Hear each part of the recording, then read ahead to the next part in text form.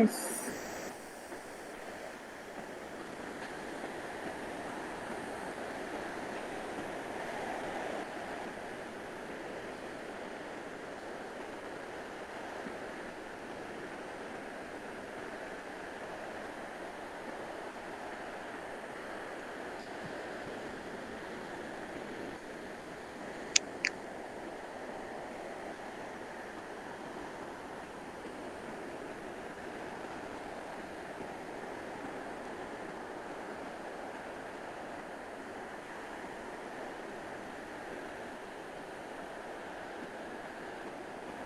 Assalamu alaikum everyone. Am I audible? Yes. Okay, so I'm Kasmala Azum, a fourth year medical student at Rawalpindi Medical University. Currently, I'm working as Senior Vice President OHCC.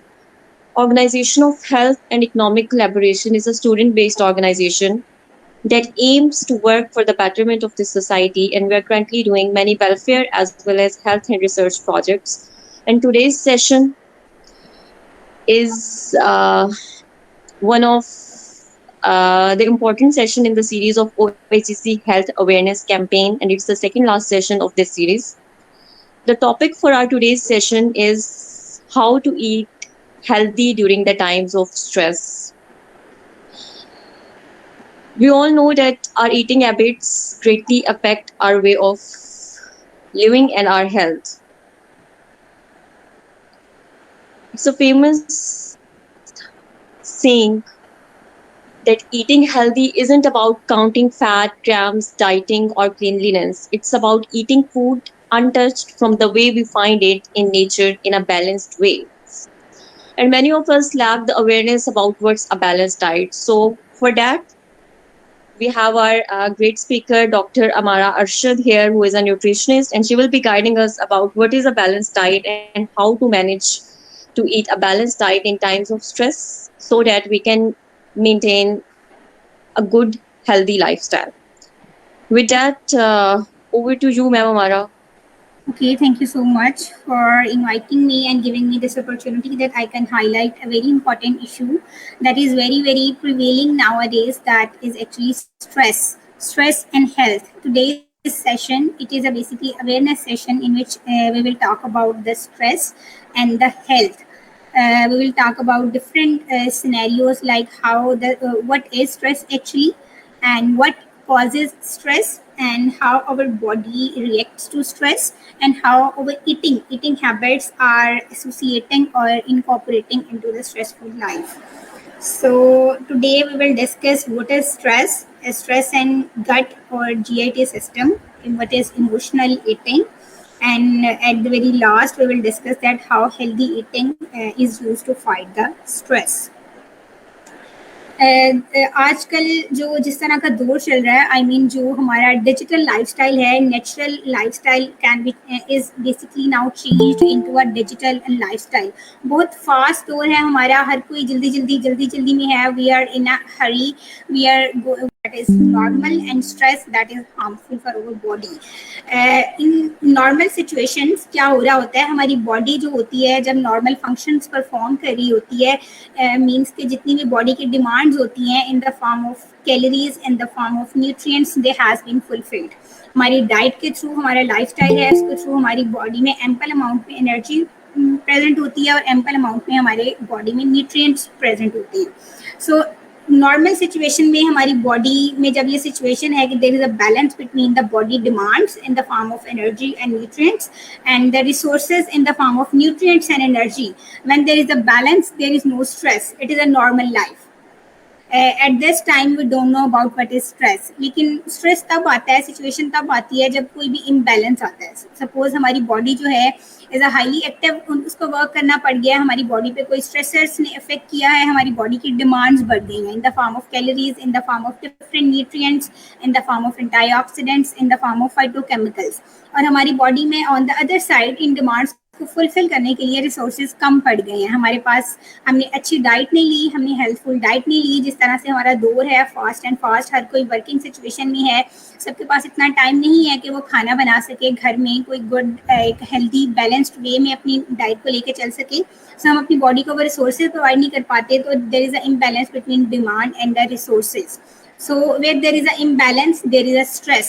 But stress is not always harmful. At the very first stage, actually, stress is the normal response of body. हमारी body पे जब demand बढ़ती है, हमारी body पे कोई stressors effect करते हैं, हम कोई ऐसी सिचुएशन में होते हैं जहां हमें कोई इनोवेशन करने के लिए कहा गया है, हम ऐसी सिचुएशन में होते हैं कि जहां हमें एक्स्ट्रा वर्क करने के लिए कहा गया है, ओवर बर्डन हम हो गए हैं, तो हमारी बॉडी स्ट्रेस में आती है। उस स्ट्रेस को बेसिकली वो जो ओवर वर्क है, ओवर बर्डन है, जो कि हमारे हीमोस्टेसिस को डिस्टर्ब करता है, वो बेसिकली उसके अगेंस्ट जब बॉडी रिस्पॉन्स करती है, so that is stress. Stress is actually very normal body response. ये इमोशनल, फिजिकल और इंटेलेक्चुअल रिस्पॉन्स है जो कि बिल्कुल नॉर्मल है। हम ये नहीं कह सकते कि जब भी स्ट्रेस आएगा, जब भी ये इम्बैलेंस आएगा, तो हमारी बॉडी को कोई ना कोई हार्म क्रिएट करेगा, कोई ना कोई नेगेटिव इफेक्ट होगा। ऐसा बिल्कुल भी नहीं है। ये बहुत बड़ी मिसअंडरस्टैंडिंग है जो आजकल लोगों में है। Stress is actually very useful. You can use your stress in a positive way. मतलब ये हमारी बॉडी को जो है फाइट एंड फ्लाइट के लिए प्रिपेयर करता है स्ट्रेस। ठीक है, हम आगे देखते हैं। So stress is a normal physical response to events that make you feel threatened और upset your balance in some way. For example, fight or flight is an automatic stress response of the body that release different hormones.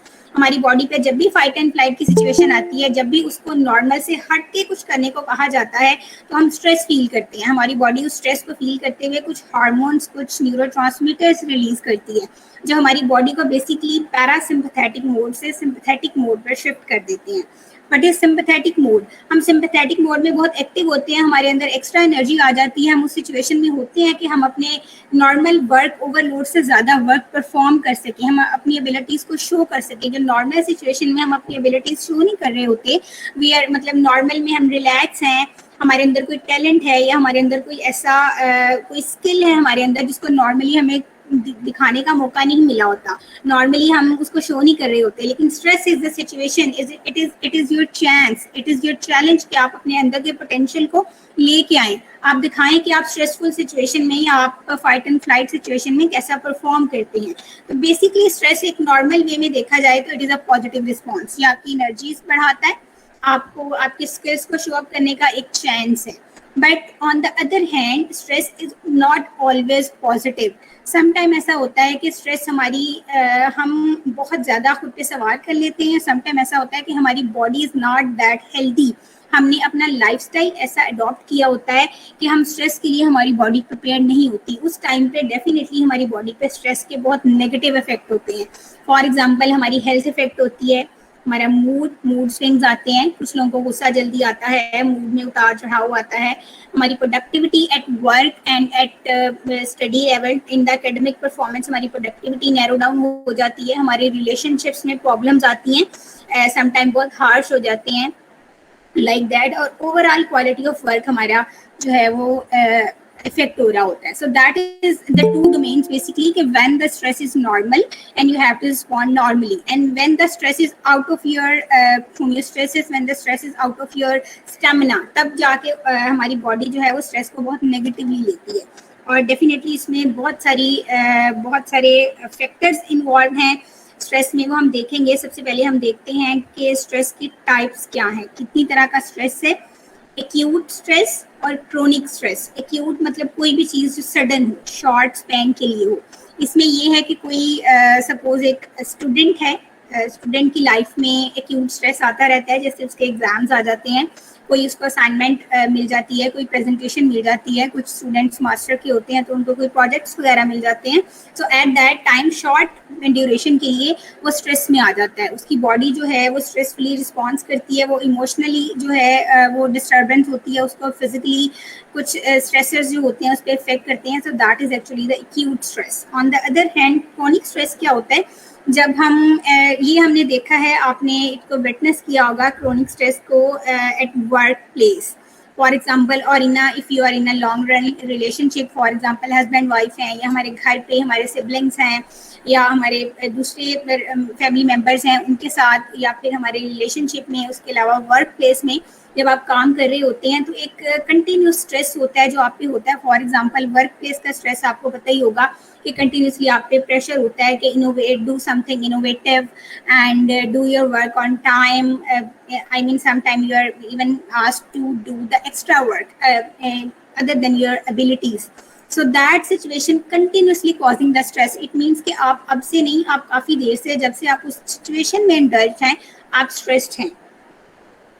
acute stress may come from the demands. For example, आपकी कुछ perceptions हैं, आपकी कुछ demands हैं life को लेके, आप कुछ अचीव करना चाह रहे हैं, जब वो आप अचीव नहीं कर पाते, सपोज के स्टूडेंट की जब मैं एग्जांपल देती हूँ तो स्टूडेंट्स की डिमांड्स ही होती हैं कि उनको ग्रेड्स, गुड ग्रेड्स मिलें, और इसके अलावा जो है अगर कोई फॉर एग्जांपल वर्किंग प्लेस पे है शॉर्ट टर्म के लिए तो उसको होता है कि उसको अप्रिसिएशन मिले, so that is actually the demands if they have not been fulfilled, so they cause acute stress. On the other hand, pressure of the recent past or near future. Acute stress है कि आप कोई near future में या आने वाले near future में या रिसेंट पास्ट में कोई ऐसा इवेंट हुआ है जिसने आपको इमोशनली डिस्टर्ब किया है, so it can also lead to the acute stress. Chronic stress, on the other hand, comes from the long-lasting events and circumstances beyond your control. जैसे कि हमने बात की है कि it means a toxic relationship can cause a chronic stress. आप 2 साल से 3 साल से कंटिन्यूसली किसी टॉक्सिक रिलेशनशिप में हैं, वो मैरिज रिलेशनशिप हो सकता है, वो फ्रेंडशिप रिलेशनशिप हो सकता है, वो कोई वर्किंग रिलेशनशिप हो सकता है, और इसके डिमांड्स या उसके जो सिनेरियोज हैं या उसके प्रोटोकॉल्स हैं आप फुलफिल नहीं कर पा रहे, आप स्ट्रेस्ड हैं, अब आप ये अंदर ही अंदर जो है अपना सारा वो उसको जमा किए जाते हैं, ये सिचुएशन वर्स होकर क्रोनिक स्ट्रेस की फॉर्म इख्तियार कर लेती है. So these are basically the 2 types, chronic and the acute stress. Acute stress को मैनेज करना अगर हम देखें, इट इज़ वेरी इजी. कुछ ऐसे बिहेवियरल एंड कॉग्निटिव थेरेपीज हैं जो एक्यूट स्ट्रेस को हेल्प करती हैं मैनेज करने में. While on the other hand chronic stress sometime it become very difficult to manage the chronic stress because it has been with you for a very long time and it will take sometime a very long time to go. अगर हम causes की बात करें, जो चीज़ें stress cause करती हैं, they are called stressors. Stressors are basically different factors that affect our health, physical health, mental health, intellectual health and cause and put us in stress situation. One is the family, again the relationship issues. Family है, family में आप कोई issue face कर रहे हैं, for example आप अगर ये सोचते हैं, जैसे एज अ स्टूडेंट अगर मुझे स्टूडेंट सुन रहे हैं या अगर मुझे वर्किंग प्लेस पे सुन रहे हैं, तो फैमिली में ये इशू होता है कि मुझे सुना नहीं जा रहा, मुझे इंपॉर्टेंस नहीं दी जा रही, मेरी बातें नहीं मानी जा रही. तो ये सारी चीज़ें जो हैं पहले तो एक्यूट स्ट्रेस कॉज करती हैं एंड एट द एंड वो क्रोनिक स्ट्रेस में चेंज हो जाती हैं अगर उनको एड्रेस ना किया जाए. Second one is the work. अगर आप डिससेटिस्फेक्शन है, आपको लगता है कि आप जितना भी काम करते हैं उसको अप्रिशिएट नहीं किया जाता, या आपका इन केस अगर मैं थोड़ी सी और डिटेल में बात करूं कि आपको इंक्रीमेंट्स जो हैं वो नहीं दी जाती, आप डिससेटिस्फाइड हैं, आपको अप्रिशिएट नहीं किया जाता, या आप समझते हैं कि मुझे मेरी बर्डन से या मेरे पोटेंशियल से मेरे स्टेमिना से ज़्यादा काम लिया जाता है. तो these all things cause actually the dissatisfaction. और ये work pressure to do more and more, ये बहुत ज़्यादा आजकल कॉमन हो रहा है, और मेरे ख्याल में दोनों तरफ से ये इस चीज़ को सॉल्व करने की ज़रूरत है, from the end of employer and from the end of the employee. ये दोनों मिल के बैठ के सिचुएशन को काम कर सकते हैं कि वर्क प्रेशर इस बेसिकली इसको समझने की बहुत ज़्यादा ज़रूरत है, क्योंकि देखने को ये एक बहुत छोटा लफ्ज़ है लेकिन ये बहुत ज़्यादा वर्स मेंटल स्ट्रेस कॉज करता है. अगर आप पे वर्क प्रेशर है, आपको कहा जा रहा है काम करें और करें, आपकी वर्क एबिलिटी इजाज़त नहीं देती, आप क्या करते हैं फिर? आप खाने पीने को इग्नोर करते हैं, आप अपना खाना पीना छोड़ देते हैं, आप अपनी लाइफ रूटीन जो है उसको चेंज कर लेते हैं, जो कि बिल्कुल इन्वर्ट हो जाती है जैसी कि पहले थी. डेफिनेटली जब किसी पर्सन की फेवरेट लाइफ रूटीन को चेंज करके दूसरी रूटीन किसी और रूटीन में ढाल दिया जाए तो वो स्ट्रेसफुल हो जाता है. Third one is the environment. हमारा जो इन्वायरमेंट है, हमारी सराउंडिंग है, इसमें हमारा सोशल सर्कल भी आ सकता है, और इसके अलावा क्या है, इसमें होम एयर पोल्यूशन आ सकती है, नॉइज़, ये चीज़ें भी कंटिन्यूसली आपको अगर इफेक्ट करती हैं, हिट करती हैं, तो ये स्ट्रेस का बाइस बनती हैं. Fourth one is the perceptions. Perceptions or your demands, actually, your dreams, your things to be achieved. अगर आप you are failed to fulfill that perceptions, you are failed to fulfill that challenges, तो भी आप stress में आ जाते हैं. ठीक है, आप अपने खुद पे ही गुस्सा उतारते हैं कि why you are again and again failing and not getting the desired things. ये चीजें भी आजकल जो है वो स्ट्रेस काज करती हैं. इसके अलावा टेस्ट वगैरह, टेस्ट का मतलब है कि आप का कोई डिजायर्ड टारगेट है. फॉर एग्जांपल अगर आप स्टूडेंट हैं तो आप टेस्ट या एकेडमिक परफॉर्मेंस में फेल हो रहे हैं, या अगर आप जॉब पे हैं तो आपको डिजायर्ड एक प्रमोशन या कोई कुछ एक फॉर एग्जांपल डेजिग्नेशन है जो आपने उसके लिए एम देखा है कि हाँ वहां तक मैंने उसको अचीव करना है, and you are fail to achieve that. तो ये चीजें परसेप्शन या डिमांड्स या जो परसेप्शन का फेलियर है, failure to meet challenges, that also causes stress. Fifth one is the hormone. It is very important issue. Certain hormones हैं. हम आज के लेक्चर में इंशाल्लाह आगे जैसे ही लेक्चर को कैरी ऑन करेंगे हम इसको डिस्कस करेंगे, which is a very important topic, hormonal imbalance. Some hormones हैं जो कि स्ट्रेस में इन्वॉल्व हैं, जो कि मूड स्विंग्स में इन्वॉल्व हैं. कुछ ऐसे हार्मोन्स हैं जो हमारा मूड अच्छा करते हैं, और कुछ ऐसे हार्मोन अगर उनका लेवल थोड़ा सा ज़्यादा हो जाए, इंक्रीज हो जाए, तो हम स्ट्रेस की तरफ चले जाते हैं. So the hormonal imbalance cause the stress. And on the other hand some chronic diseases जैसे कि कार्डियोवेस्कुलर डिजीज है, डायबिटीज है, कैंसर है, उसके अलावा लिवर एंड किडनी डिजीजेज हैं जो प्रोलॉन्ग टाइम से एक पर्सन उसको बियर कर रहा है डिजीज को. ये डिजीजेज भी बेसिकली क्या करती हैं, हमारी बॉडी की एनर्जी न्यूट्रिएंट्स रिजर्वायर को कम करती हैं और हमारे हार्मोन्स को इम्बैलेंस करती हैं. So indirectly they will cause the stress. Last one but not the least is the food. Food is very major factor. It is a very major stressor. अगर आप अनहेल्दी ईटिंग पैटर्न है आपका, आप healthy diet नहीं ले रहे, तो ये बहुत बड़ी वजह है कि आप मेंटली और फिजिकली स्ट्रेस में रहेंगे.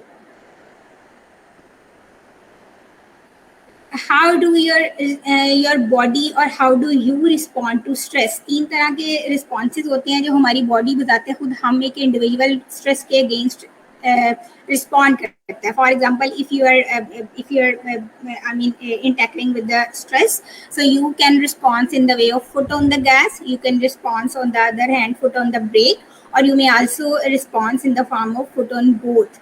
First of all, let's see what is foot on the gas. It is body's response. It is your response actually against the stress.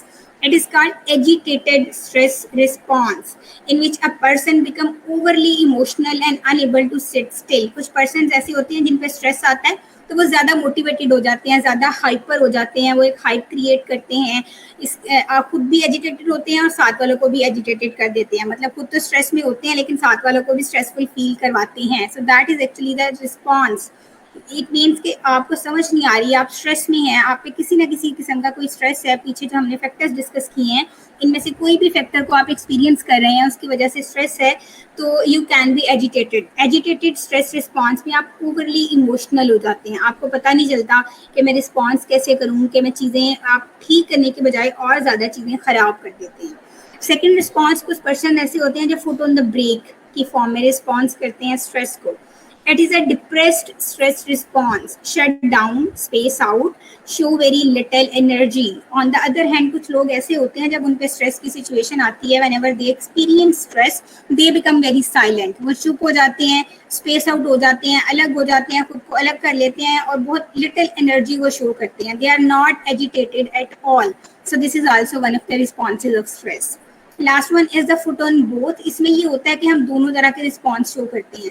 हम ऊपर से जो हमारा अपीयरेंस है वो हमारी होती है just like foot on the brake, कि we tense frozen stress response. We are not reacting very loudly. So on the apparently we show the break response, but internally we are very agitated, we are very excited. So internally हम foot on the gas हैं, freeze under the pressure and cannot do anything, but agitated under the surface. ये तीनों तरह के response हैं.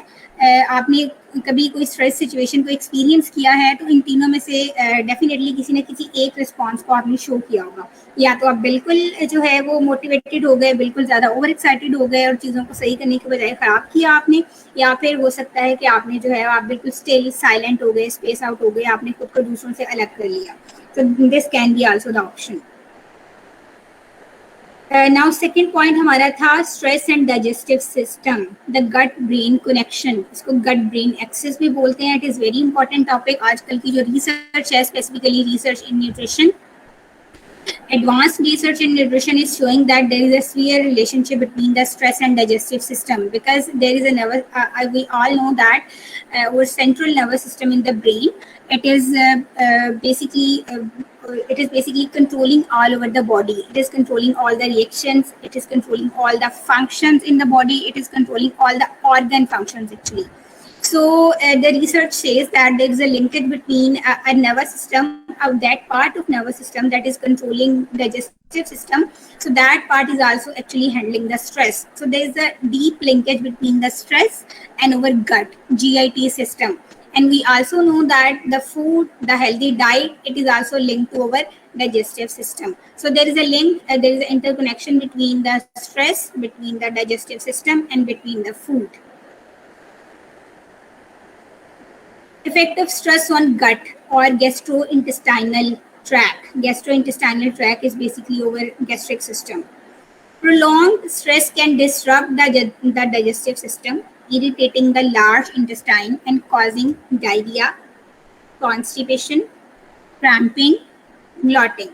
Excessive production of digestive aids, acids in stomach may cause a painful burning. Sometime ऐसा होता है कि स्ट्रेस में जो सबसे ज़्यादा हमारे बॉडी ऑर्गन्स हैं, there are many other body organs या ऑर्गन सिस्टम है, जैसे कि हमारा रेस्पिरेटरी सिस्टम है, हमारा सेंट्रल नर्वस सिस्टम है, हमारा जो रिप्रोडक्टिव सिस्टम है, देर आर मेनी सिस्टम. लेकिन स्ट्रेस की सिचुएशन में नर्वस सिस्टम के बाद जो सबसे ज़्यादा इन्वॉल्वमेंट होती है वो गट की होती है. जो सबसे ज़्यादा डिस्टर्ब सिस्टम होता है दैट इज़ द गट. जब इंसान स्ट्रेसफुल होता है तो हमारा डाइजेस्टिव सिस्टम जो है वो उसके रिएक्शंस जो होते हैं या उसमें जो फंक्शंस होते हैं उसमें बहुत ज़्यादा नेगेटिव चेंज आता है. फॉर एग्जांपल एक पर्सन है वो स्ट्रेस में है तो वो उसको डायरिया हो सकता है, ही मे फील द कॉन्स्टिपेशन, उसको क्रैम्पिंग, एब्डोमिनल क्रैम्पिंग हो सकती है जिसमें पेन होती है, उसके अलावा उसको ब्लॉटिंग हो सकती है, इट मीन्स के वॉमिटिंग या नाउजिया हो सकता है. So these are the situation. I'm not saying that the one single person will show all the symptoms. No, it is not the way. You can experience one of or two of these symptoms. I mean, you know that diarrhea and constipation cannot be shown at the same time. A person may have the diarrhea or he or she may have the constipation. So whenever you will be in the stress, you can show one of these symptoms. उसके अलावा क्या होता है कि stress में हमारा digestive system जब भी हम नॉर्मल सिचुएशन में कोई खाना खाते हैं, हम इंजेस्ट करते हैं खाना, वो हमारी ईसोफेगस के थ्रू हमारे स्टमक में जाता है, तो कुछ एसिड सिक्रीट होते हैं जो उस खाने को तोड़ते हैं, उसकी डाइजेशन करते हैं ताकि हमें एनर्जी मिल सके बेसिकली.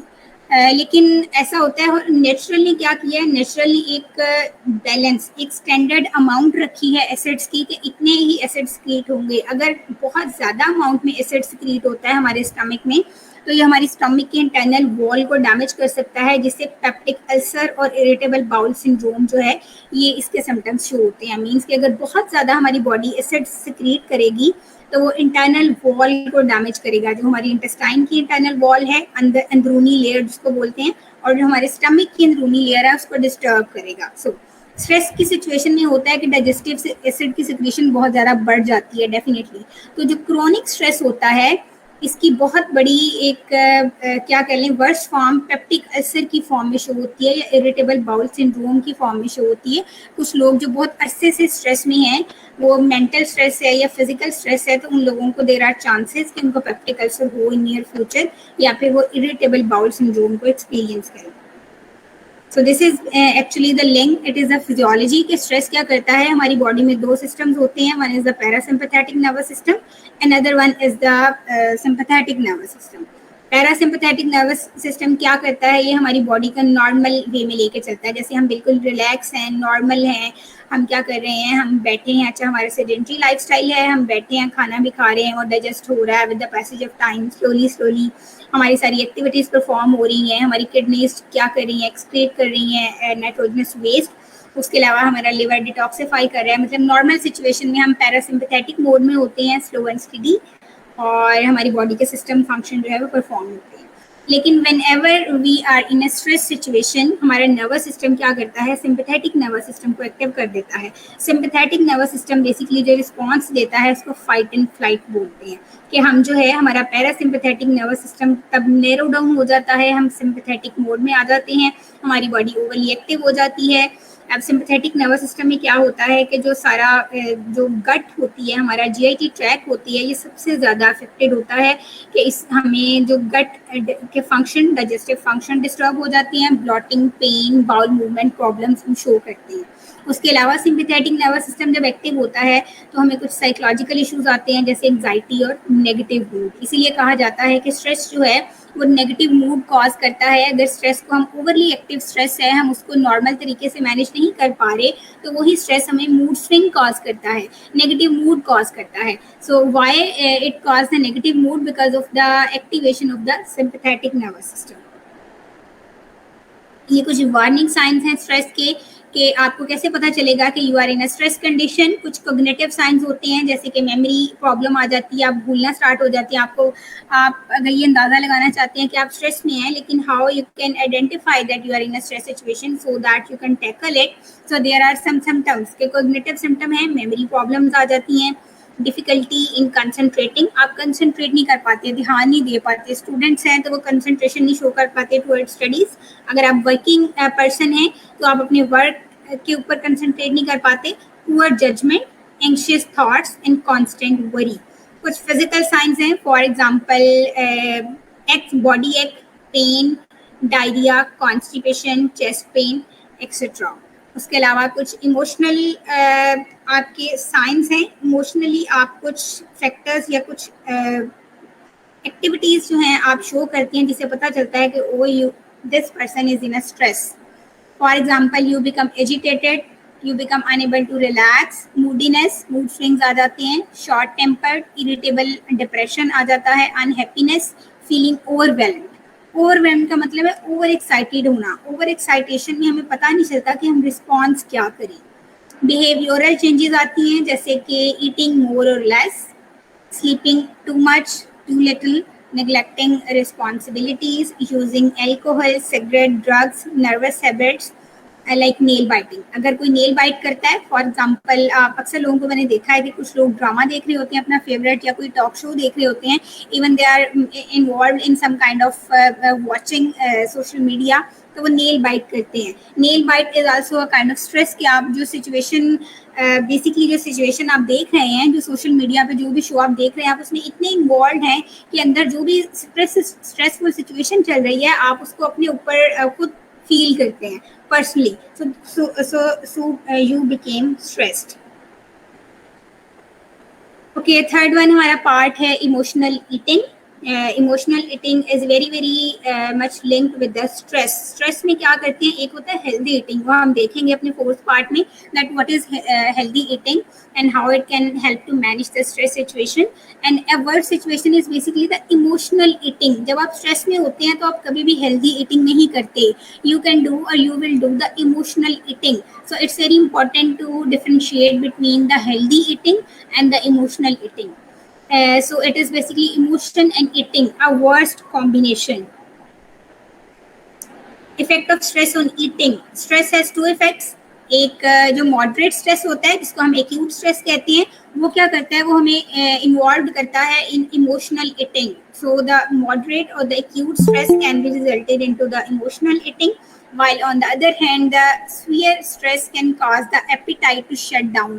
अगर आप क्रोनिक स्ट्रेस में हैं, आपको बहुत प्रोलॉन्ग टाइम से कोई स्ट्रेस है, आप स्ट्रेसफुल सिचुएशन में, आप उससे निकल नहीं पा रहे, उसके लिए आपने कोई मेडिकेशन नहीं ली या फिर कोई काउंसलिंग सेशन नहीं लिया, तो वो स्ट्रेस जो क्रोनिक है वो आपकी एपेटाइट को कम्प्लीटली ख़त्म कर सकता है। आपको भूख नहीं लगती, आप हमेशा ऑल द टाइम जो है वो सैटिस्फाइड फील करते हैं, वो आप जो है वो आपको फीलिंग ऑफ फुलनेस आती रहती है कि आपको कुछ खाने की ज़रूरत नहीं होती, आपको लगता है ऐसा।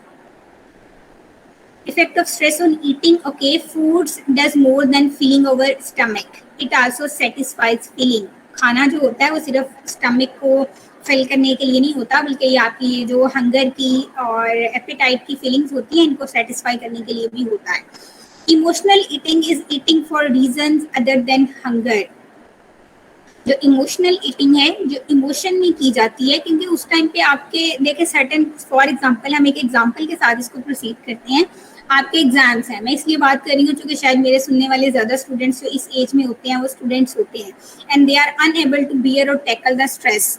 अगर एग्जाम्स है आपके, फॉर एग्जांपल वो स्टूडेंट है तो उसके एग्जाम्स चल रहे हैं, वो स्ट्रेस की सिचुएशन में है, ठीक है, उसके इमोशन ऐसे हैं, उसको ये लगता है कि शायद उसको समझ नहीं आती कि मैं करूं क्या, ना वो स्टडी पे कंसंट्रेट कर पाता है जब उस सिचुएशन में वो स्ट्रेस में होता है, और ना ही वो सही तरीके से खाना खा पाता है, वो बार बार खाता है, रिपीटेडली वो ईटिंग की हैबिट्स को रिपीट करता है, बार बार खाता है, बार बार या एक खास चीज़ खाता है, लेकिन उसको उसकी जो वो फीलिंग है ना वो ओवरकम नहीं हो रही होती, क्योंकि उसको भूख होती नहीं है। वो ईटिंग जो है वो बेसिकली इमोशनल ईटिंग है, वो अपनी इमोशन में आके ईटिंग कर रहा है, वो जो भी खा रहा है वो हंगर को फुलफिल करने के लिए बिल्कुल भी नहीं है, क्योंकि वो उसका स्ट्रेस, वो जो खाना जो वो खाता है बार बार, उसके स्ट्रेस को खत्म नहीं करता, तो स्ट्रेस को खत्म नहीं करता तो उसकी उस इमोशन को भी खत्म नहीं करता जिसकी वजह से वो खाना खा रहा है।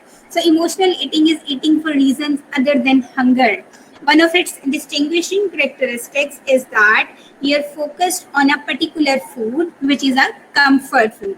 आप एक ही बारे फूड के बारे में सोचते हैं जो आपका फेवरेट होता है, आपको लगता है शायद मैं वो खाऊंगा तो कुछ टाइम के लिए मेरी ये सिचुएशन जो है वो खत्म हो जाएगी, जिस सिचुएशन में हूँ उसको खुद समझ नहीं आ रहा होता मैं किस सिचुएशन में हूँ, ये स्ट्रेस है तो कैसा है, ये कैसे खत्म होगा, उसको बिल्कुल कोई समझ नहीं आ रहा होता, तो वो इस फीलिंग को बिल्कुल अनजान बनता है, उससे समझता नहीं है, वो खाता जाता है और एक पर्टिकुलर फूड बार बार खाता है। फॉर एग्जाम्पल कुछ लोग जो है वो कैंडी बार खाते हैं, स्टार्ट में एक पिक्चर में आपको शो भी हो रहा होगा that a woman she is saying that a candy bar would make me feel better. वो समझती है कि मे बी अगर मैं कैंडी बार खाऊंगी तो मैं गुड फील करूंगी, I feel better.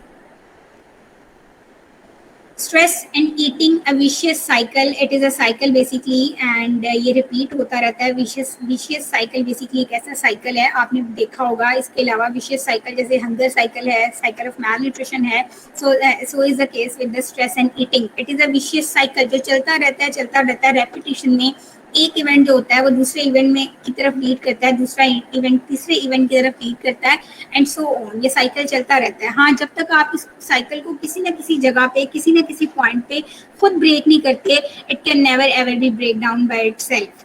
So we will start with the stress. For example आप स्ट्रेस में हैं, वो स्ट्रेस आपको इमोशनल ईटिंग की तरफ लेके जाएगा। ओके, इमोशनल ईटिंग जब आप करेंगे तो आप पुअर फूड चॉइसेस, आप ऐसे फूड खाएंगे। अब आप देखें जो हमारा यंगस्टर हैं, जो ज़्यादातर हमारा जो स्ट्रेस का तबका है, जो स्ट्रेस में है, या वो क्रोनिक स्ट्रेस है चाहे वो एक्यूट स्ट्रेस है, वो यंगस्टर्स हैं हमारे, ठीक है। ज़्यादातर इसकी डिफरेंट रीजन हो सकती हैं। फॉर एग्जांपल स्टडी है, अनएम्प्लॉयमेंट है, इसके अलावा इमोशनल इंस्टेबिलिटी है। So there are many factors कि हमारे यंगस्टर्स हैं वो उनकी फूड चॉइसेस वो डेफिनेटली इमोशनल ईटिंग में वो चीज़ खाते हैं जो चीज़ उनको पसंद है, और उनको पसंद ही पुअर फूड चॉइसेस होती हैं, या उनकी चॉइसेस ही पुअर होती हैं। वो फास्ट फूड खाते हैं, वो फ्राइड आइटम्स खाते हैं, वो प्रोसेस फूड खाते हैं। So in emotional eating they always choose the poor food choices. जब आप पुअर फूड को चूज करते हैं, यू बिकम मोर स्ट्रेस। जो पुअर फूड है वो आपकी इमोशन को, आपकी उस डिज़ायर को कभी फुलफिल नहीं करता, क्योंकि वो आपकी बॉडी की डिमांड के अकॉर्डिंग नहीं है। इट इज़ नॉट हेल्दी, वो आपको ज़्यादा स्ट्रेसफुल करता है।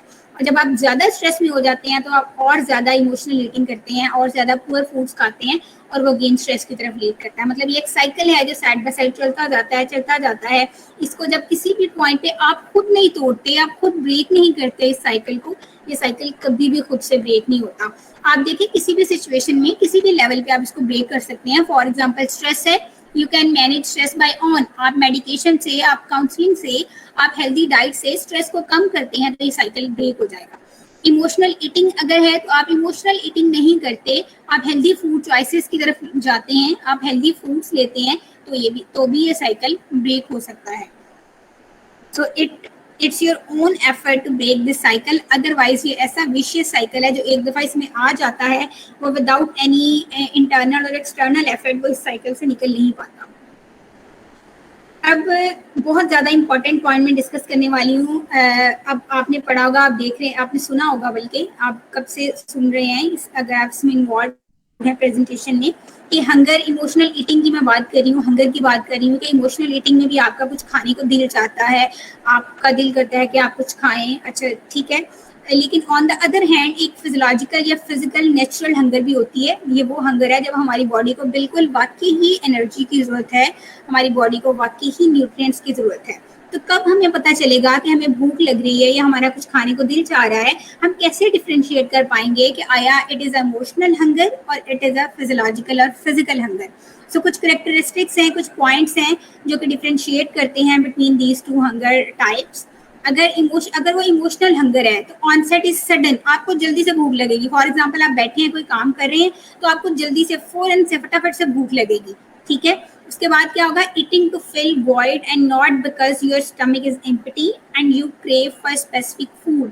आप इसलिए नहीं खाएंगे कि आपका स्टमक एम्प्टी है, योर स्टमक इज फिल, ठीक है, बल्कि आप जो है एक स्पेसिफिक फूड के लिए आपको क्रेविंग होगी। आपको एक तो बहुत जल्दी फटाफट से बैठे में आपको भूख लगेगी, उसके बाद आपका दिल चाहेगा कि आप यही स्पेसिफिक चीज़ खाएं।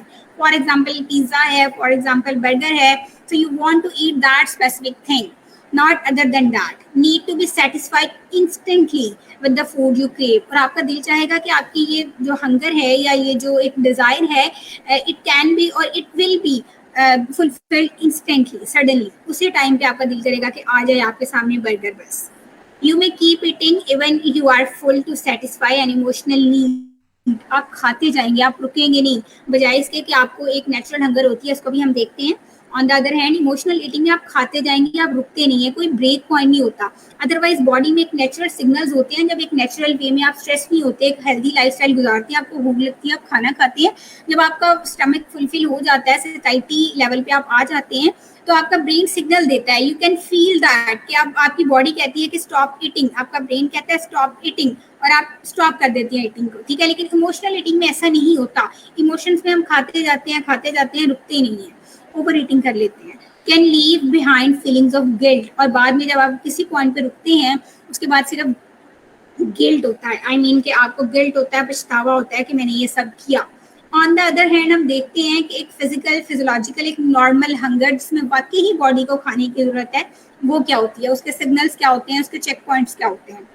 It occurs gradually, Aahista Aahista होता है। ये नहीं है कि आप फटाफट से बैठे हैं, एकदम से आपको भूख लगी है, Aahista Aahista you feel hungry. सबसे पहले आप देखें कि अगर नेचुरली आपको भूख लगी है, आपने सुबह का नाश्ता किया, अब 2 बज गए, आपने कुछ भी नहीं खाया, it's a time to take lunch. So आपकी बॉडी फील करना स्टार्ट करेगी 12 बजे, 12 से 1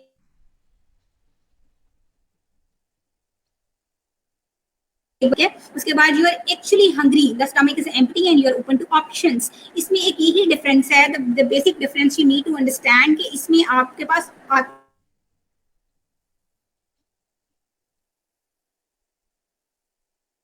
भी चॉइस है, घर में जो बना है, अगर वर्क प्लेस पे है जो अवेलेबल है, हम वो खा सकते हैं। लेकिन on the other hand emotional eating में आपने देखा ये नहीं होता, body is not open to options, it is demanding one specific food item. So on the other hand in physical hunger it is not the way. इसमें आप open होते हैं टुवर्ड द ऑप्शन। आप कोई भी हेल्दी ऑप्शन अगर आपको मिलती है तो आप उसमें से चूज कर सकते हैं। Hunger will stop eating when you are full, exactly, and does not guilt. So these are basically the differentiating points between the emotion hunger and the physical hunger. And stress on eating pattern, जब आप stress में होते हैं ये symptom show कर सकते हैं। For example आप स्ट्रेस में हैं, drinking too much coffee, sometime कुछ लोग ऐसे होते हैं जो कैफीन बहुत ज्यादा यूज करते हैं, कॉफी का यूज करते हैं स्ट्रेस में, they may perceive that the coffee can decrease the level of stress. Mindless munching होता है, आप जब अगेन एंड अगेन बहुत ज्यादा अमाउंट में खाते हैं और आवाज निकाल के खाते हैं, ठीक है, ये भी एक माइंडलेस ईटिंग होती है कि आप जो है वो बिल्कुल ध्यान से नहीं खा रहे, आपको भूख लग रही है, आप तब नहीं खा रहे, आप वैसे ही किसी ना किसी इमोशन को ओवरकम करने के लिए आप मंचिंग कर रहे हैं। Crash diet in the form of stress होती है। ये कुछ ऐसी डाइट्स होती हैं जिसमें सडन वेट लॉस की तरफ पर्सन जाता है। इसमें एक पॉइंट डिस्कस कर लेते हैं, एनोरेक्सिया नर्वोसा। कुछ ईटिंग डिसऑर्डर्स होते हैं, one of them is anorexia nervosa. ये फीमेल्स फील करती हैं इस सिम्टम को, इसके सिम्टम ज्यादा इसमें होता है फियर ऑफ बिकमिंग फैट। खवातीन जो होती हैं वो मोटा होने से डरती हैं, वो स्ट्रेस में आ जाती हैं, उनकी बॉडी स्ट्रेस में रहती है, वो इसलिए डाइटिंग करती हैं, ऐसी डाइट्स लेती हैं जो उनको उनका वेट लॉस बहुत सडन वेट लॉस की तरफ चाहिए। एंड फॉरगेटिंग वाटर, पानी नहीं पीते आप। इसके अलावा स्किपिंग मील, स्ट्रेस में ये बहुत ज़्यादा कॉमन होता है कि हम अपने मील जो है वो स्किप करते हैं। सो फोर्थ एंड लास्ट पॉइंट है हमारा healthy eating and stress.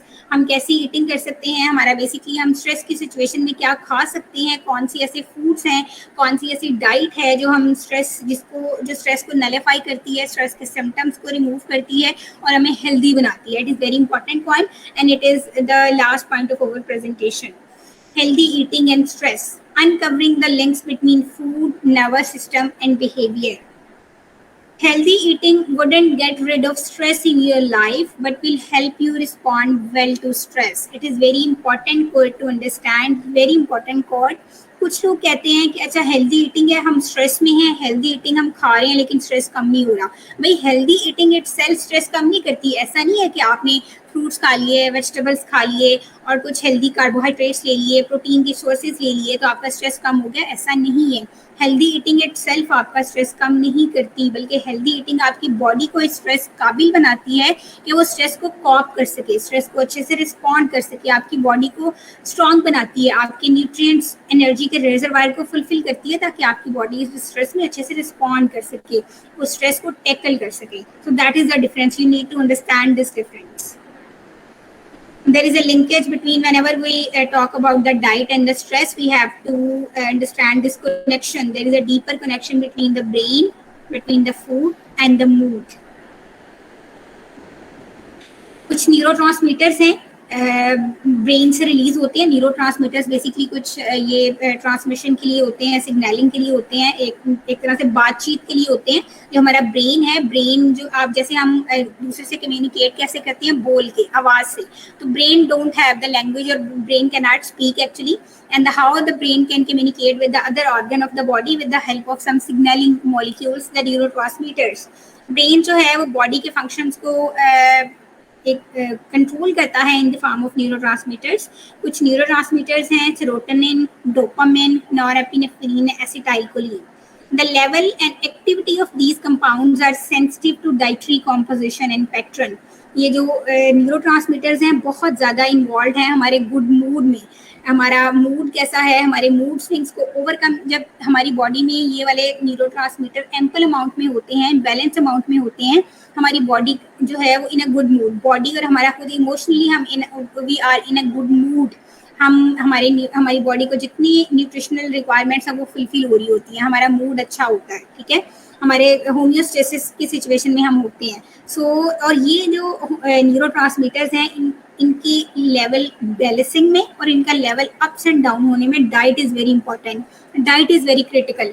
That's why कि हमने ये जो लिंक पढ़ा है कि there is a linkage between the brain, mood and food, कि जैसा हम फूड खाते हैं, अगर हम अनहेल्दी फूड खाते हैं, जो हम अभी बात करेंगे, अगर हम अनहेल्दी डाइट खाते हैं, हम बर्गर खा रहे हैं, पिज्ज़ा खा रहे हैं, शवारमा खा रहे हैं, हम फ्राइड फूड खा रहे हैं, हम चॉकलेट ज़्यादा कंज्यूम कर रहे हैं, ओवर ईटिंग कर रहे हैं, या हम सिंपल कार्बोहाइड्रेट्स ले रहे हैं, प्रोसेस फूड ले रहे हैं, बेकरी आइटम्स कंज्यूम कर रहे हैं, तो जितने भी फूड्स हैं बेसिकली वो इन न्यूरोट्रांसमीटर्स की अमाउंट को अप्स एंड डाउन करते हैं, वो नॉर्मल नहीं रहने देते। Whenever there is a imbalance between the amount of these neurotransmitter then there is a stress, तो हम स्ट्रेस की सिचुएशन में आते हैं, हमारे मूड स्विंग्स आते हैं, हमारा मूड डाउन हो जाता है, हम स्ट्रेस्ड हो जाते हैं। So there is a linkage between the diet and these neurotransmitters and our mood. Serotonin, for example, it is also called feel good chemical. Low serotonin causes food cravings. अगर हमारी body में serotonin का level low है तो वो food cravings हमें होती हैं। जब भी हमें फूड क्रेविंग्स होती हैं हम इमोशनल ईटिंग करते हैं, और आपने वो साइकिल पढ़ा है, फिर जब हम इमोशनल ईटिंग करते हैं तो हम उस विशियस साइकिल में एंटर हो जाते हैं कि एंड पे हमने स्ट्रेस की तरफ ही लीड करना है। Manufacturing of serotonin is food dependent. कुछ ऐसे फूड हैं जो हमारी बॉडी में सेरोटोनिन के लेवल को बढ़ाते हैं। They are the good food definitely. For example salmon is a fish, poultry, egg and spinach. Manufactured in the brain from amino acids. Tryptophan एक अमाइनो एसिड है, हम इसकी बहुत ज़्यादा डिटेल में फिजियोलॉजी में नहीं जाएंगे, just to note about that कि tryptophan is amino acid that helps to make serotonin actually, and tryptophan जो है वो गुड फूड सोर्सेज में होता है। High protein lowers tryptophan and carbohydrate rich food increases tryptophan. जो carbohydrate rich foods होते हैं जिसमें कॉम्प्लेक्स कार्बोहाइड्रेट्स आते हैं, वो फूड जिनमें फाइबर होता है, जैसे कि सीरियल्स हैं, जैसे कि आप देख सकते हैं मल्टीग्रेन फ्लोर है, जो ब्रेड है, उसके अलावा जितने भी वो सारे सीरियल के आइटम्स हैं जिनमें फाइबर अटैच्ड है, मैदा वगैरह नहीं है, वो सारे कार्बोहाइड्रेट फूड जो होते हैं वो ट्रिप्टोफैन की अवेलेबिलिटी को बॉडी में बढ़ाते हैं। जब ट्रिप्टोफैन ज़्यादा होता है, सेरोटोनिन ज़्यादा होता है, सेरोटोनिन ज़्यादा होता है आपकी बॉडी में, तो आपका मूड अच्छा होता है, आप स्ट्रेस से दूर होते हैं। डोपामिन एंड नॉरएपिनेफ्रिन ये बेसिकली स्ट्रेस के हार्मोन है, ये तब रिलीज होते हैं जब हमारी बॉडी स्ट्रेस में होती है। हमारा एक ग्लैंड है हमारी बॉडी में, adrenal gland present on the top of the kidney, ये हमारी किडनी के ऊपर प्रेजेंट होता है एड्रिनल ग्लैंड। और ये जब भी स्ट्रेस की सिचुएशन में हम होते हैं तो उस स्ट्रेस की सिचुएशन को टैकल करने के लिए, उस स्ट्रेस को अच्छे से रिस्पॉन्ड करने के लिए हमारी बॉडी नॉरएपिनेफ्रिन रिलीज करती है। So basically these are not bad, these are good, कि इन सिचुएशन में, स्ट्रेस की सिचुएशन में हमारी बॉडी जो है वो बहुत ज़्यादा उसमें हार्म काज ना हो, हमारी बॉडी नेगेटिव इफेक्ट की तरफ ना जाए। नॉरएपिनेफ्रिन और डोपामिन क्या करते हैं, हमारी बॉडी को इस काबिल बनाते हैं कि वो स्ट्रेस में अच्छे से बिहेव कर सके, वो स्ट्रेस को रिलीज कर सके in a healthy way. Acetylcholine is also neurotransmitter, ये हमारी कोग्निटिव एबिलिटी को एनहांस करता है, हमारी मेमोरी को बूस्ट करता है, हमारे मूड को जो है वो बेहतर बनाता है। स्ट्रेस एंड हार्मोनल इम्बैलेंस, जब भी स्ट्रेस आएगा, हमने पहले भी ये बात की है, whenever there is a stress तो हमारी बॉडी में हार्मोनल इम्बैलेंस हो जाएगा। या दूसरे वे में आप कहें, दूसरा रिएक्शन भी है, ऑपोजिट फॉर्म में अगर जाते हैं कि जब भी हार्मोनल इम्बैलेंस आता है हमारी बॉडी में, देयर इज अ स्ट्रेस। अब ये हार्मोनल इम्बैलेंस कैसे आता है, ये अनहेल्दी फूड से आता है। हम हेल्दी फूड नहीं खाते, जैसा कि आजकल हम कर रहे हैं, हमारी food choices are not healthy, हम प्रोसेस फूड खाते हैं, बेकरी के फूड्स खाते हैं, डिफरेंट फूड आइटम्स खाते हैं, फ्रूट्स कंज्यूम नहीं करते, वेजिटेबल कंज्यूम नहीं करते, प्रोटीन के अच्छे सोर्सेज कंज्यूम नहीं करते, फैट के अच्छे सोर्सेज कंज्यूम नहीं करते। जब हमारी डाइटरी हैबिट्स ऐसी होती हैं तो हार्मोनल इम्बैलेंस होता है, हार्मोनल इम्बैलेंस होता है तो स्ट्रेस काज होता है। ऑन द अदर हैंड अगर आप दूसरी तरफ देखें तो whenever there is a stress, हम किसी ओवरलोड की वजह से हम स्ट्रेस में होते हैं तो हमारा हार्मोनल इम्बैलेंस होता है, हार्मोनल इम्बैलेंस से अगेन वो साइकिल चलता है, अगेन एंड अगेन फिर स्ट्रेस में आ जाते हैं, until unless कि हम इस सिचुएशन को बेहतर ना बनाएं through our healthy lifestyle. Food and stress, certain foods increase the effect of stress in the body. कुछ ऐसे फूड हैं जो मैं बताना चाहती हूँ आपको कि कुछ ऐसे फूड हैं, कुछ गिनती के ऐसे फूड हैं जो खाने से हमारा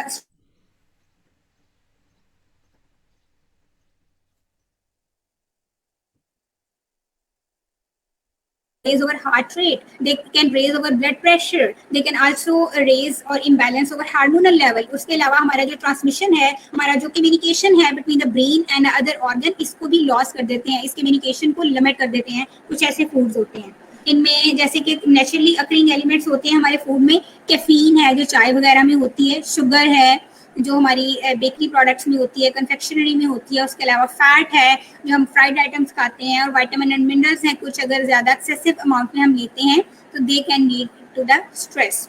कुछ अननेचुरल कंपाउंड है हमारे फूड में जो कि स्ट्रेस की तरफ लीड कर सकते हैं, for example food additives, preservatives, artificial substances, chemical agents.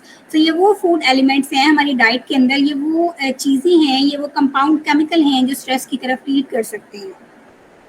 For example caffeine है, it is a stimulant, it can cause the stress, increase the heart rate and blood pressure. ये इसके कुछ फूड सोर्सेज लिखे हुए हैं, for example coffee, chocolate, T, pain reliever, soda, energy drinks, ठीक है। उसके अलावा शुगर और आर्टिफिशियल स्वीटनर्स होते हैं जो ज़्यादातर ये एस्पर्टेन, नियोटेन, सैकरिन, स्प्लेंडा, एसिसल्फेम, ये कुछ ऐसे सिंपल शुगर जैसे बेकरी प्रोडक्ट्स में होते हैं, कन्फेक्शनरी में, चॉकलेट में, टॉफी में होते हैं। तो ये शुगर और artificial sweetener they can lead to the stress. कुछ फूड प्रिजर्वेटिव्स होते हैं जो ऐड तो इसलिए किए जाते हैं, वी कैन सेव फूड। कुछ फूड पेरिशेबल होते हैं, उनमें वाटर कंटेंट ज़्यादा होता है, they can be spoiled easily, तो हम उनमें प्रिजर्वेटिव ऐड करते हैं ताकि उनकी स्टोरेज लाइफ जो है वो ज़्यादा हो सके। लेकिन प्रिजर्वेटिव के भी एम्पल यूज से we can lead toward the stress. जैसे प्रिजर्वेटिव हैं, जैसे नाइट्रेट्स हैं, सल्फाइड्स हैं, कुछ EDTA है, सोडियम MSG जिसको चाइनीज सॉल्ट कहते हैं, मोनोसोडियम ग्लूटामेट। ये जो है बेसिकली कुछ कंट्रीज में ये बैंड है, it is not allowed to use, because कहा जाता है कि ये कुछ टाइप के कैंसर कॉज करता है या ये कुछ लिवर डिजीजेस कॉज करता है। न्यूट्रिशन थेरेपी क्या है, हम कैसे अपने डाइट को हेल्दी वे में अडॉप्ट कर सकते हैं, कैसे हम हेल्दी लाइफस्टाइल अडॉप्ट कर सकते हैं और स्ट्रेस से दूर रह सकते हैं। One point is the slow down and relax at meal time. हम जब भी खाते हैं इमोशनल ईटिंग से बचने के लिए, अगर हमने वो विशियस साइकिल तोड़ना है तो हमें स्लो डाउन एंड रिलैक्स होना पड़ेगा एट द मील टाइम। कोई इमोशनल या कोई सडन वो फूड पे अटैक नहीं करना, ऐसा नहीं करना कि हर्डली खाना है। Slow down with the passage of time, slowly slowly खाना है ताकि आप इमोशन से दूर रहें और आपकी बॉडी जब fulfil feeling of fulfil feel करे तो आपका ब्रेन सिग्नल दे के stop eating, so you can stop it. Second point is the take time to sit down and eat. आपने खड़े खड़े नहीं खाना, चलते चलते नहीं खाना। अगर वर्क प्लेस भी है तो आप कुछ देर के लिए अपना काम छोड़ दें। कोई काम कर रहे हैं, कोई असाइनमेंट बना रहे हैं, कुछ काम कर रहे हैं, तो आप खाने के लिए टाइम निकालें। खाना इज़ वेरी इंपॉर्टेंट, खाने को इग्नोर ना करें। जैसे आपका काम आपके लिए इंपॉर्टेंट है, जैसे आपकी असाइनमेंट, आपका वर्क आपके लिए इंपॉर्टेंट है, so is the case with food. Food बल्कि उससे ज़्यादा इंपॉर्टेंट है। फूड खाएंगे आप, हेल्दी रहेंगे तो अच्छा परफॉर्म कर सकेंगे। सो खाने को टाइम दें, अलग टाइम निकालें जब आप अपना सारा काम छोड़ दें और सिर्फ खाएं, बड़ी कंसंट्रेशन से खाएं। Enjoy the taste of food. आप जाहिर सी बात है, अब ये सारी दो सिचुएशन जब आप फुलफिल करेंगे, आप स्लो डाउन रिलैक्स होके खाएंगे, खाने के लिए अलग से टाइम निकालेंगे, इमोशनल ईटिंग नहीं करेंगे, तो ही आप खाने के टेस्ट को एंजॉय कर सकेंगे with good mood. Fourth point है eat when you are hungry and stop when you are satisfied. It is very important point to understand. Fifth one is the cut down on caffeine. आपने चाय का इस्तेमाल बहुत कम limited करना है, coffee का इस्तेमाल बहुत कम और लिमिटेड करना है। कुछ एनर्जी ड्रिंक्स होते हैं जैसे रेड बुल वगैरह, उसमें भी कैफीन होती है, आपने उसको लिमिटेडली इनटेक करना है। बहुत ज़्यादा अपनी ज़िंदगी में उसको इन्वॉल्व नहीं करना, डेली लाइफस्टाइल में, डेली डाइटरी पैटर्न में उसको इन्वॉल्व नहीं करना आपने। यहाँ पे एक ग्रीन पॉइंट में मैंने एक हाईलाइट किया है कि black T is one of the sources of caffeine, but black tea has a lesser caffeine, so you can choose between the coffee and the black tea. Drink water often. Hydration, stay hydrated. Hydration is very important. जब आपकी body hydrated नहीं होती, आप पानी पीना भूल जाते हैं। आप आजकल का जो डिजिटल लाइफ है, जैसे मैंने स्टार्ट में कहा, बहुत भागम भाग लाइफ है, बहुत फास्ट आजकल हमारा लाइफस्टाइल है। इस लाइफस्टाइल में क्या होता है, इस लाइफस्टाइल में आप जो है खाना पीना तो भूल ही जाते हैं, पानी पीना भूल जाते हैं। तो डिहाइड्रेशन जब होती है, ना सिर्फ हम वैसे ओवरऑल सफर करते हैं, dehydration can also cause the stress. हमारी किडनी पे स्ट्रेस होता है, हमारी किडनी की फंक्शनैलिटी इफेक्ट होती है नेगेटिवली, हमारा डाइजेस्टिव सिस्टम इफेक्ट होता है, हमारा गला खुश्क हो जाता है, हम अच्छा परफॉर्म नहीं कर सकते, हेडेक स्टार्ट हो जाता है, समटाइम तो हेलुसिनेशन भी स्टार्ट हो जाती है। So drinking dehydration is can also cause the stress. Seventh point is take calories according to daily requirement.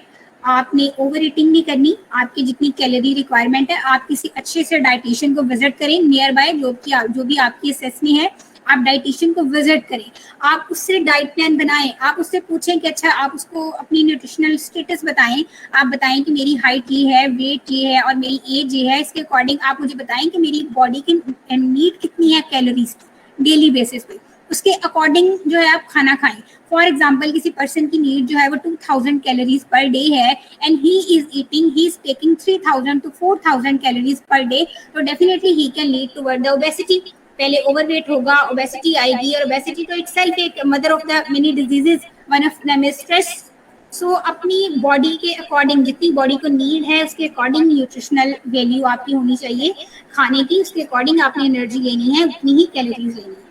Emphasis on complex carbohydrates. There are two groups basically carbohydrates, जो cereals होते हैं, grains होते हैं, गंदम वगैरह, अनाज जिसको बोलते हैं। बेसिकली कार्बोहाइड्रेट्स के दो ग्रुप्स होते हैं जनरल, एक simple carbohydrates and another one is the complex carbohydrates. Complex carbohydrates are very good, जिन्हें फाइबर जिनमें होता है, जैसे ब्रांड ब्रेड वगैरह है, जैसे मल्टीग्रेन अगर आप ले रहे हैं ब्रेड वगैरह, और दलिया है, जैसे ये चीजें जो होती हैं बगैर चने आटे की रोटी जिसको बोलते हैं हम अपने लेमैन लैंग्वेज में। So these are the complex carbohydrates. On the other hand, जितनी भी बेकरी है, जितना आप चॉकलेट वगैरह खाते हैं या केक्स वगैरह खाते हैं, इसमें सिंपल कार्ब्स होते हैं, और सिंपल कार्ब्स होते हैं दे can lead toward not only toward the stress but they can also lead toward the cardiovascular disease and diabetes. Again last points हमारे 4 हैं कि focus on the amount and quality of protein. Good protein खाएं, वो protein ना खाएं जो fat जिसके साथ अटैच्ड है। लीन कट्स ऑफ प्रोटीन लें। जब भी आप गोश्त लेने जाते हैं, आप उनको कहें कि भाई इसके साथ जो चर्बी है अटैच्ड है उसको रिमूव कर दें, ठीक है। सो अगर आप एनिमल वे से प्रोटीन ले रहे हैं तो उसके साथ सैचुरेटेड फैटी एसिड्स अटैच ना हो, यही कोशिश करें। Consume fat of good quality. आप वो फैट सोर्सेज लें जो कि अनसेचुरेटेड है, सैचुरेटेड ना लें। जैसे कि सैचुरेटेड वो फैट होता है जो जम जाता है रूम टेम्परेचर पे, अनसेचुरेटेड इज और द ऑयल्स जो कि लिक्विड होते हैं रूम टेम्परेचर पे। या वो फैट लें जिनमें ओमेगा 3 फैटी एसिड होता है, ओमेगा 6 फैटी एसिड होता है, they are good for health. Use multivitamin after recommendation. आप अगर खाना प्रॉपर तरीके से नहीं ले रहे, आपको लगता है कि कोई एक खास मल्टीविटामिन है, you are not taking in diet, so use multivitamin for that. आप अपने डाइटिशियन के पास जाएं, उनसे रिकमेंडेशन लें और जो वो रिकमेंड करे उसके अकॉर्डिंग आप मल्टीविटामिन कंज्यूम करें, ठीक है। Consume magnesium food sources. And magnesium is very important mineral. Magnesium is a mood booster actually. ये चॉकलेट्स वगैरह में होता है, कुछ ग्रीन लीफी वेजिटेबल्स में होता है, and it is a mood booster. ये हमारे मूड को बूस्ट करता है। कुछ ऐसे फूड हैं जो हमारे मूड को बूस्ट करते हैं, हम उनको देख लेते हैं। कुछ विटामिन सी के सोर्सेज होते हैं। Vitamin C is a very important water soluble vitamin. ये हमारे इम्यून सिस्टम को बूस्ट करता है, फाइट करता है अगेंस्ट स्ट्रेस। सो अगर आप स्ट्रेस की सिचुएशन में हैं और आपको समझ नहीं आ रही कि आप कौन सा फूड लें, आप vitamin C food rich food sources लें। बी कॉम्प्लेक्स विटामिन, ये बी कॉम्प्लेक्स एक पूरा ग्रुप है जिसमें B1, B2, B3, B4, B5, B6, B7, B9 and B12 ये विटामिन आते हैं बेसिकली। तो आप बी कॉम्प्लेक्स विटामिन लें। बी कॉम्प्लेक्स विटामिन ना सिर्फ सेरोटोनिन की सिंथेसिस में हेल्प करता है, बल्कि उसके अलावा आपकी बॉडी को एनर्जी भी देता है, कैलोरीज देता है। Third one is the calcium. तो रिड्यूस कैल्शियम के फूड सोर्सेज क्या करते हैं, ये इरिटेबिलिटी और नर्वसनेस को रिमूव करते हैं, रिड्यूस करते हैं, ओवरकम करते हैं। सो कैल्शियम फूड सोर्सेज जब आप लेते हैं स्ट्रेस की सिचुएशन में, तो आपकी जो स्ट्रेस में इरिटेबिलिटी होती है, आपको समझ नहीं आ रही होती मैं क्या करूं, आप रिस्पॉन्ड नहीं कर पाते किसी भी एक्टिविटी के against, so calcium will help. Calcium food sources will help you to remove और reduce the irritability and nervousness. Magnesium, we have talked about कि magnesium is very very very important. Antioxidants हैं। Antioxidant वो natural phytochemicals होते हैं, वो natural secondary metabolites होते हैं जो फूड सोर्सेज में होते हैं, और ये हेल्प करते हैं टू फाइट अगेंस्ट स्ट्रेस। हमारी बॉडी में समटाइम ऐसा होता है जब हमारी बॉडी की डिमांड्स और रिसोर्सेज में इम्बैलेंस आता है, तो हमारी बॉडी में बहुत ज़्यादा फ्री रेडिकल्स प्रोड्यूस होते हैं। जब हम अनहेल्दी खाना खाते हैं, जब हम ये बेकरी प्रोडक्ट्स और ये सैचुरेटेड फैट कंज्यूम करते हैं, हमारी बॉडी में कुछ हार्मफुल कंपाउंड बन जाते हैं जिनको फ्री रेडिकल्स बोलते हैं। और ये free radical with the passage of time अगर बॉडी से रिमूव ना किए जाएं तो हमारे ये सेल को, पूरे ऑर्गन को डैमेज करते हैं। They even can cause the cancer. So it is very important to fight against these free radicals. Antioxidants are the natural food compounds that can fight against the free radicals. Help to fight against stress, provide nutrients to stay healthy. Last one is the omega-3 fatty acids. ये healthy fatty acids हैं, omega-3 fatty acids, जो कि आप mood booster होते हैं, mood stabilizing होते हैं। अगर आप इनके sources को consume करते हैं तो you will be in a good mood. Ease the mood changes that are part of depression. EPA, eicosapentaenoic acid. It is one of the omega-3 fatty acids. It provides mood stabilizing effects.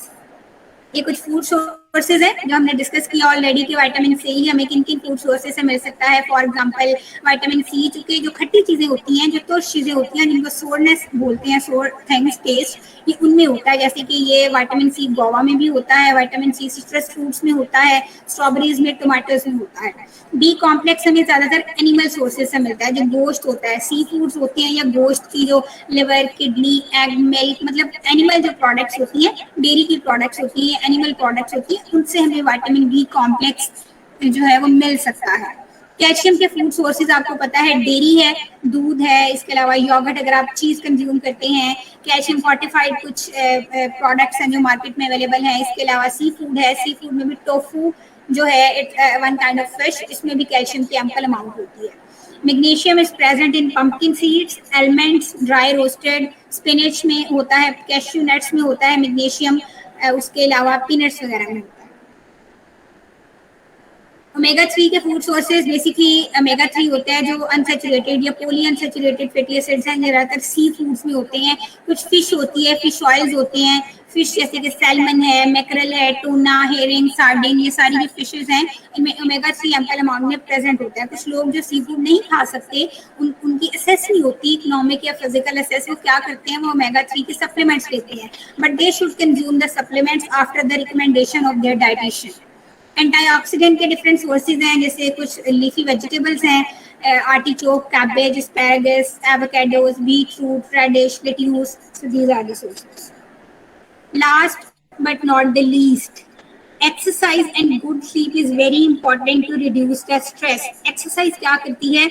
Exercise हमारे हमने जितने भी hormones पढ़े हैं जिनको endorphins बोलते हैं, जिसमें सेरोटोनिन पढ़ा हमने, डोपामिन पढ़ा, एसिटाइलकोलिन पढ़ा, नॉरएपिनेफ्रिन पढ़ा, ये सारे जितने भी एंडोर्फिन्स हैं, जितने भी गुड मूड हार्मोन्स हैं, एक्सरसाइज इनको रिलीज करवाती है हमारी बॉडी में, इनका लेवल बैलेंस करती है. अगर इनका लेवल कम हो गया तो उसको बूस्ट अप करती है. And the form of this exercise can use to navigate or use to reduce the stress. So exercise is very important. आप किसी भी तरह की एक्सरसाइज कर सकते हैं, जो जिस तरह से आपका मूड है या जितनी आपका पोटेंशियल है आप में, क्योंकि अगर आप एक सेडेंटरी लाइफस्टाइल गुजार रहे हैं और आपने एक्सरसाइज स्टार्ट करनी है, you are going to start the physical activity, तो आप छोटी जो फिजिकल एक्टिविटी में आते हैं, आप नर्वसनेस और हेलुसिनेशन फील करते हैं और भी स्ट्रेस के सिम्टम्स जो होते हैं डाइजेस्टिव ट्रैक्ट के वो शो हो रहे होते हैं. सो स्ट्रेस को एलिमिनेट करने के लिए sleep is very important. So this one is the session. I hope you people enjoyed it. Thank you so much for your time and patience. And if you have any question, kindly ask.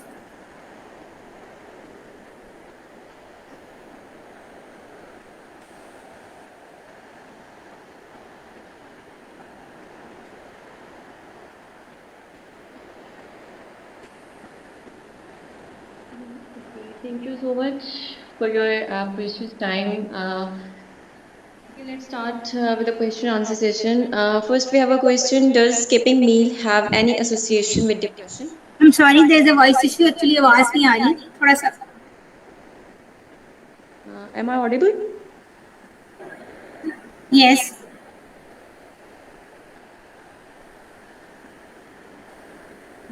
We have a question. Does skipping meal has any association with depression?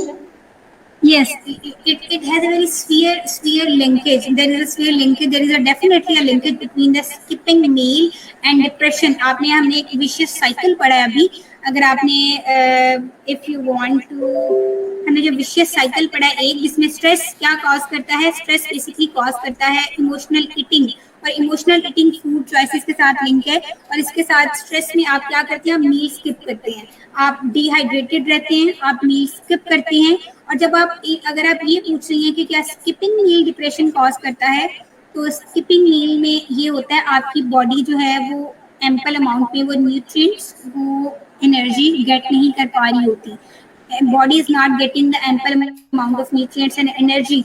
या body इस काबिल ही नहीं होती कि वो demands को, body की demand को फुलफिल कर सके, उसके पास रिसोर्सेज नहीं रहते, तो वो स्ट्रेस की सिचुएशन में आ जाती है. और स्ट्रेस और depression they are correlated. I mean they are the same. A kind of stress और डिप्रेशन आर द सेम.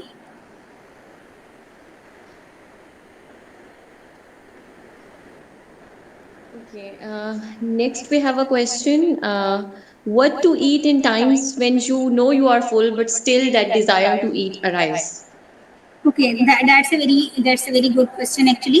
आप ये होता अमूमन ऐसा स्ट्रेस में ही है. when you will be stressed, so you will face this situation कि आप फुलफिल हैं, आपका स्टाइटी सेंटर जो है वो it is not activated. Sorry, satiety centre is full. आपका खाने को कुछ दिल कर रहा है लेकिन आपका स्टमक फील है, तो आप फ्रूट्स एंड वेजिटेबल खा सकती हैं. Salad is the best choice. अगर आप सैलड खाएंगी जिसमें बीन सैलड हो सकता है, डिफरेंट वेजिटेबल को डाइसेस शामिल हो सकते हैं. आप वेजिटेबल का सैलड ले सकती हैं, बीन का सैलड ले सकती हैं, इवन कि आप ब्रेड भी ले सकती हैं. लेकिन इस सिचुएशन में आपने जो है वो इमोशनल ईटिंग बिल्कुल नहीं करनी. इमोशनल ईटिंग का मतलब है कि फास्ट फूड बिल्कुल नहीं खाना या सिंपल कार्बोहाइड्रेट के फूड सोर्स बिल्कुल नहीं लेना.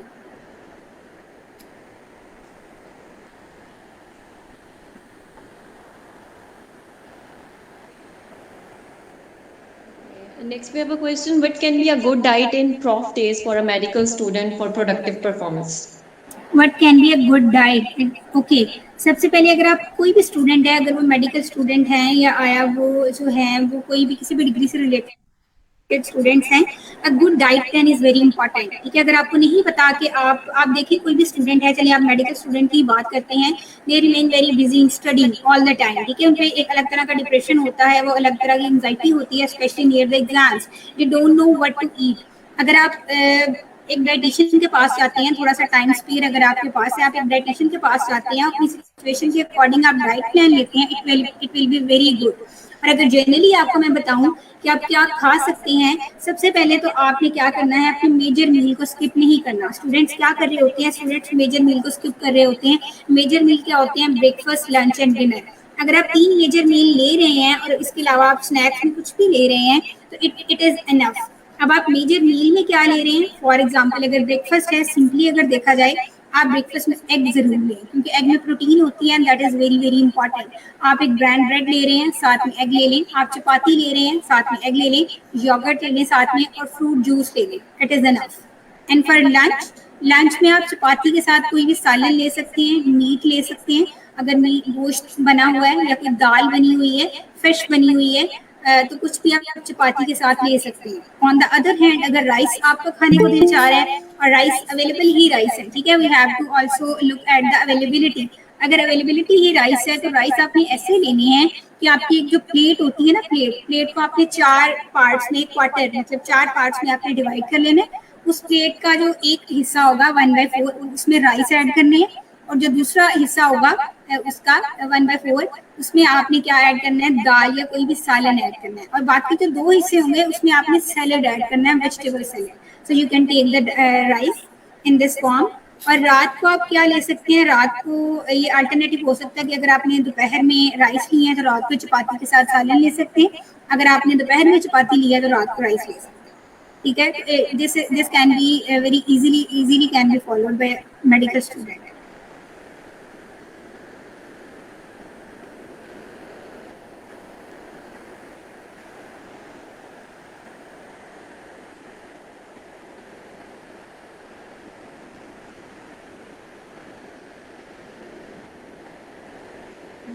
Okay, next we have a question Okay. that what should we prefer to eat if we want to gain weight?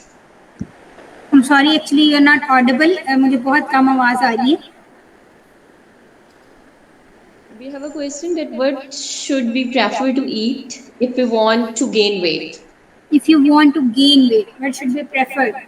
सबसे पहले अगर आप वेट गेन करना Yes. चाहते हैं, ठीक है, और आपका वेट, इसमें डिफरेंट रीजंस आ सकते हैं। देखिए, it is a very important issue to be highlighted. अगर आपका वेट गेन नहीं हो रहा, एक तो बात ये है, एक सिचुएशन हो सकती है कि आप इतने बिजी हैं, आप स्ट्रेस रहे हैं, आपका लाइफस्टाइल ऐसा था, जैसे अगर आप पूछ रही हैं कि आप मेडिकल स्टूडेंट हैं तो आपके एग्जाम्स भी नियर पास में आपके एग्जाम थे, ठीक है, और इस वजह से आपका वेट बहुत लॉस हो गया, आपने हेल्दी डाइट नहीं ली। एक ये सिचुएशन हो सकती है कि अब आप वेट गेन करना चाहते हैं। दूसरी सिचुएशन ये हो सकती है कि आपकी बॉडी लीन है, ये वेरी लीन, आप जो है बहुत जल्दी मोटे नहीं होते, आप वेट गेन नहीं करते या आपका वेट गेन होता नहीं है, लेकिन आप वेट गेन करना चाहते हैं। इनमें से कौन सी सिचुएशन के बारे में आप पूछेंगे?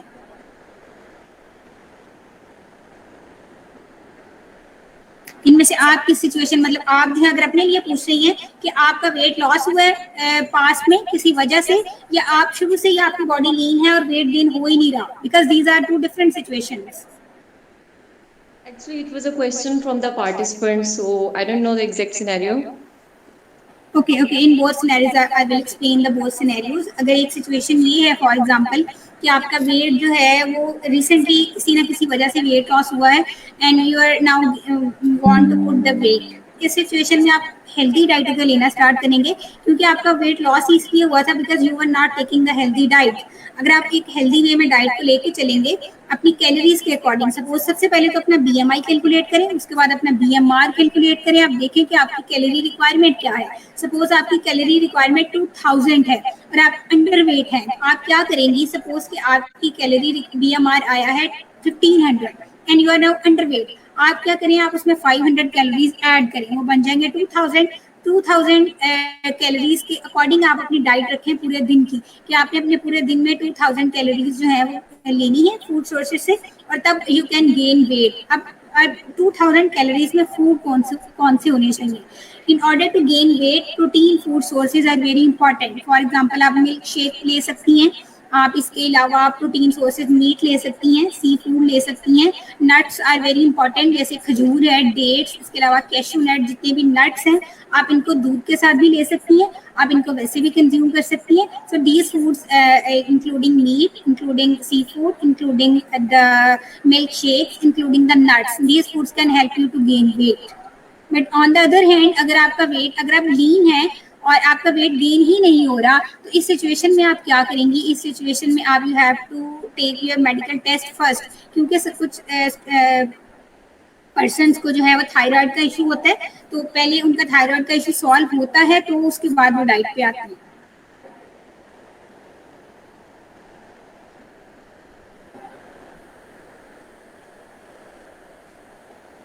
Okay, thank you so much. That's all from the question answer session. And thank you for your precious time. It was really a helpful session. We'll be looking forward to continue in future as well for many more sessions. Okay, thank you so much for giving this opportunity. Hope we will, collaborate again in the future. Yeah, inshallah. Thank you so much. Allah Hafiz. Okay, can I leave the meeting? Yeah, you can.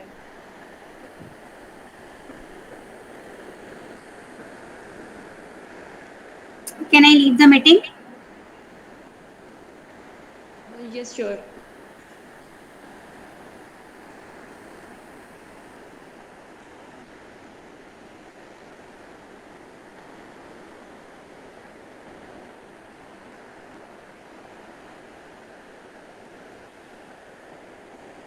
Okay, thank you so much. Thank you. Allah Hafiz.